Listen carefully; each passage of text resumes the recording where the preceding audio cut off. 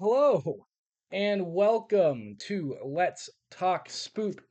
I'm your host, Don, and yes, I do unironically wear an American flag tank top in my spare time. And today we're going to talk about Nosferatu, which I watched the extended cut of on Peacock. As per usual on Let's Talk Spoop, we break things into six separate categories. Those six separate categories are story, acting, music, atmosphere, look, and finally, creep. So, without further ado, let's go ahead and jump into Nosferatu. Story.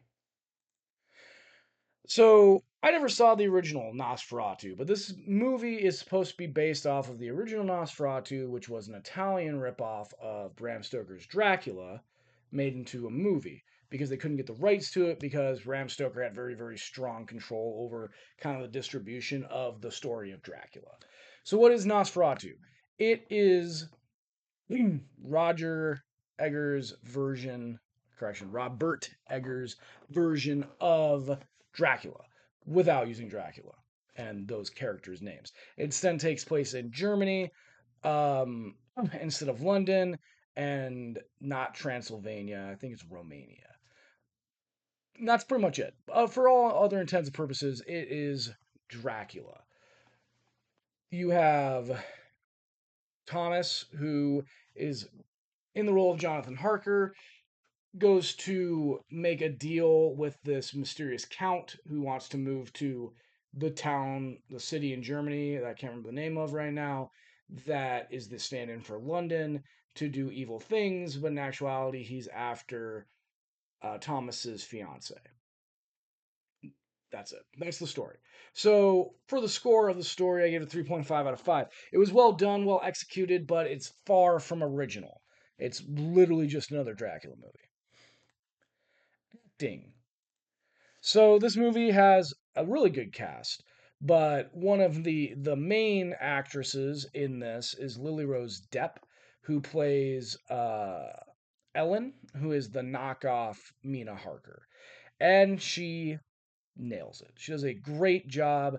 She is kind of creepy, kind of sexy, kind of crazy, and she nails it all super well. Loved it. But if I'm going to talk about acting in this movie, I have to talk about the peak casting that is Willem Dafoe as your Van Helsing ripoff. Dafoe brought everything that Dafoe can possibly bring to this role, and he absolutely nailed it. The rest of the acting was okay to great, but Dafoe, phenomenal. So overall, what did I think about it? 4.5, or correction, 4 out of 5. Because again, Dafoe and Lily Rose Depp crushed it. The rest of it, they did all right, but those two were phenomenal. They definitely helped to bolster that score. Music. I loved the music in this. It was really good. It really did a good job to capture the feel because they were trying for kind of like, silent film aesthetic while not being a silent film. And I thought they did a really good job with it. So I give it a 4 out of 5 for music, which is a pretty high score for music from me. Atmosphere. So we take, and we'll talk about the look in a little bit, but we take the look, the music, the acting, and kind of like the cinematography that they applied to this, and you put all that together and you get a very engrossing movie. So I give it a 5 out of 5 for atmosphere. This movie had the perfect atmosphere to hold my attention, to keep me wanting to find out what was going to happen. I loved it. Look. So, I already talked about the cinematography of this and kind of how they were going for a silent film feel to it, and I thought they did a really good job of that. However, I didn't think that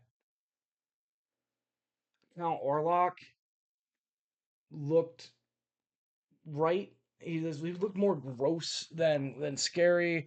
Um, so like the monsters of this, not scary. Everything else was great. But because the vampire didn't really feel creepy vampire to me, I give it a 3.5. Creep. finally we get to the creep of this movie. So this movie, in my opinion, not creepy. I love. Don't get me wrong. I love vampire movies, with the exception of the Twilight series. Sorry, I couldn't get into them. I saw the first one and the last one. I love vampires. I've always really enjoyed like kind of the mythology behind them, the various different interpretations, the connection that they bring between horror and sex. I've always really enjoyed that. I like vampires, but you can make vampires scary and creepy, and they didn't really do that for me. This movie did not give me a creep factor, but I want to be too harsh on it. So I give it a 2 out of 5 for creep. So we tally up those scores and we get a 3.7, which is a pretty good score out of 5 for Nosferatu. If you haven't seen it, you should check it out. It was really good. If you have seen it, let me know what you think in the comments down below. Tell me how wrong I am because it happens. Don't forget to like and subscribe and comment and just help us to build this community. Yeah, I guess that's it. Okay, thanks. Bye.